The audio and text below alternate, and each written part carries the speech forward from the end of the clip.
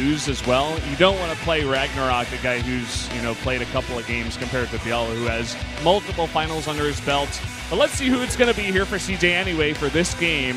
Up against Rogue on Echo, it's going to be Hero. As predicted, best choice here, I think. 21-10, number 1 in wins in Pro League this season. He was tied for number 1 last season as well. This guy is an incredible player. Yeah, he's done fantastic, but he did get beat down yesterday by Rogue in a very interesting game. Let's see if Rogue has another style ready for him, or is he going to play a more standard sort of composition this time?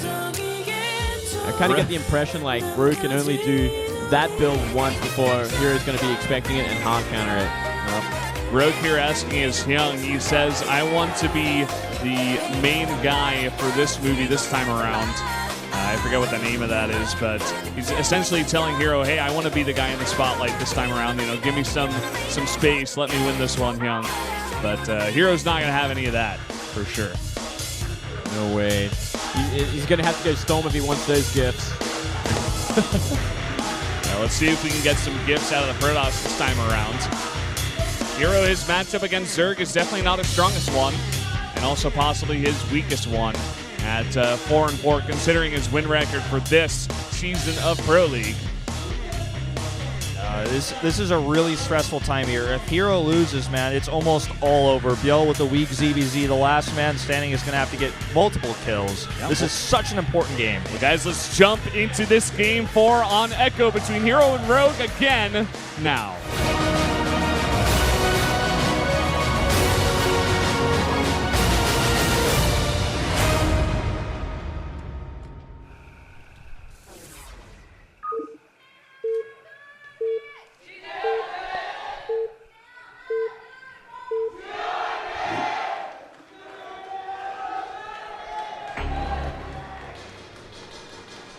Up here in the top left in the yellow, the Protoss player from CJ Entis. It is Hero.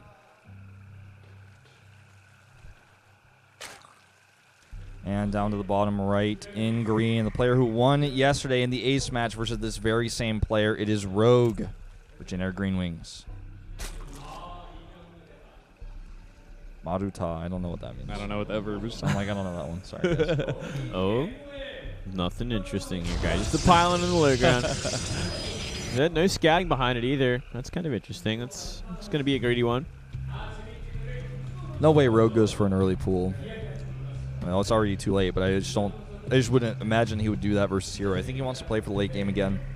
Yeah, I wouldn't be surprised if he tried the same sort of style as yesterday. Just look for what Hero's got planned and drone up. Wait for Hero to go for that 3-base sort of attack. Just have whatever he needs ready. This is kind of scary to me that Hero plays so similarly almost every time. That is really cool. That's a drawing, guys. I think he must have done it like last night or something. It says it's summoning CJ to Latte World. Nice. I don't know if that's going to work out. Ooh, Forge this time there. That's a little bit different. And he's sending the probe across. Maybe trying to catch him with a little bit of a delayed timing. Here comes the hatch. Scouts the probe coming across. Still makes the hatchery. Definitely needs to send a drone down to make sure. There's a second Overlord here too. There comes the drone as well. So he is going to be very well prepared for this. I don't think Hero can really go for anything. He's got a lot of money. Let's see what he can possibly do if he wants to commit to this. He's going to at least put the one pylon down. Yeah, he's going to at least make sure the drones are pulled for this. We'll see how much he commits to it there. If we see a probe go down for the Nexus, it's just going to be a fake. Bringing 4 drones down, 5 in total. He's going to let it finish, but I don't think you can commit to cannons when there's this many drones down. There's a Nexus probe at home as well, waiting for this. He's saving up there. It looks like he's fishing for it. He's just waiting for the right position. But look at these blocks. Oh, there it is indeed. 3 cannons. Wow. 4 cannons. Wow. This is, you have to take these cannon rushes seriously because stuff like this is going to happen. More drones coming down. Needs another pylon. Oh. He gate blocks it. He's going to block it off. It might be the best choice here. There's another cannon. Yeah, he just cannons. wanted to block it to This is crazy. I actually think this might not work. There's like so many drones. These cannons are all in the yellow already. They're going to finish up. He's going to have to get out of here. Finish. He cannot kill them all, I don't think. There we go. Getting some damage done to the drone. So close. So close. I think he might just barely hold these cannons, but the rest of them may finish. 3 more. He's down now Oh, to 11 boy. drones already. You know what? I think he actually wins. There's a double cancel on the extra cannons. His base is forfeit. He's down to 10 harvesters now. He's sending drones across the map. I don't know about Well, that. he's making 10 lings at the same time. He needs a cannon back at home to defend against this. Well, he's got one on the way. And he has a block as well. He should be okay here. He could just make an extra pylon as well to finish the wall if he needs to. This is what Hero needed to do in this game. It's just something like this. I love seeing him finally change things up. There There's it the is. full wall. He's going to drone drill it, though. No luck there. Not going to happen. If he could mineral walk through and maybe just get in and somehow, do something in the main, but Well, there's always going to be just probes that are waiting as well in a much higher number. So I think he's pretty much just ran out of options now. He's going to try with the lings, but there's nothing he can do. Down 7 harvesters, down a base. It's not a tight wall. He's going to see these lings, though. He should, right? If he Waiting. sees them, he just tight walls and it's over.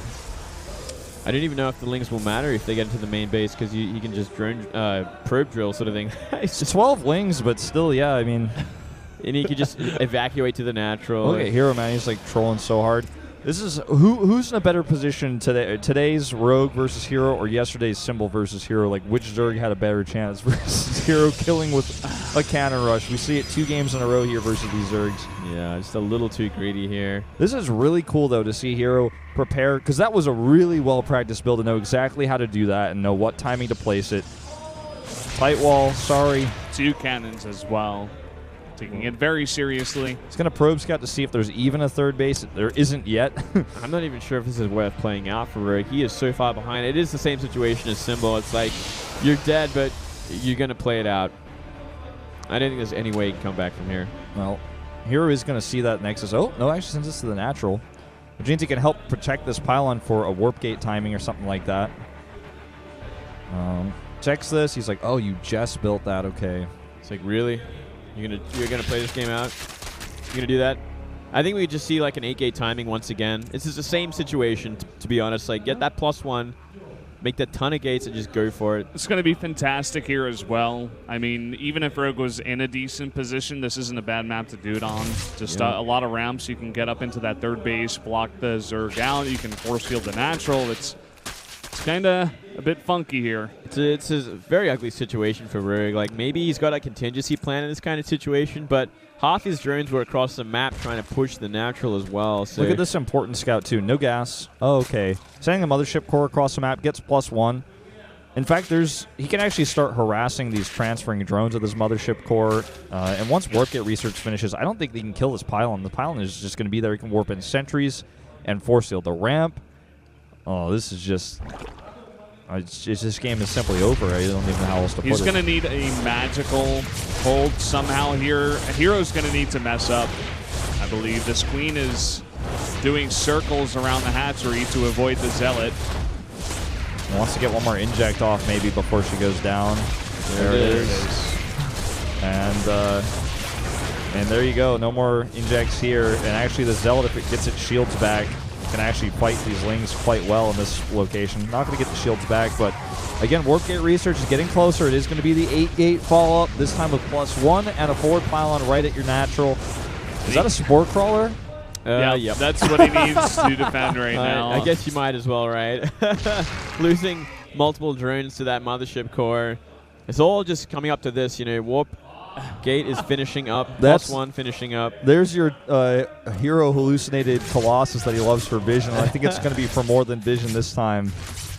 We actually saw him yesterday, which got a lot of attention, hallucinate Immortals for his push to tank the spines. Yeah, that was great. Did a lot of work as well.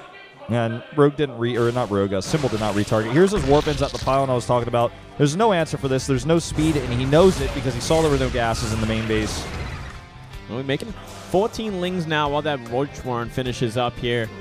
Let's see what he can do, but he's fighting against +1 Zealot, so lings are just going to be redundant in this kind of fight. Especially with Stalkers here to kite as well. He's actually supply blocked during all of this because the Overlords were targeted. It's time to type out. CT.